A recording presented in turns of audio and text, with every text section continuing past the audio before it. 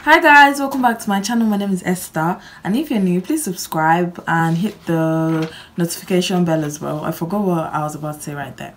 So in this video, as you can see from the title, I'll be doing an Instagram baddie transformation, whatever. Like, yeah, I saw this picture and I just said, I'm inspired, let me just recreate it and look like an Instagram baddie.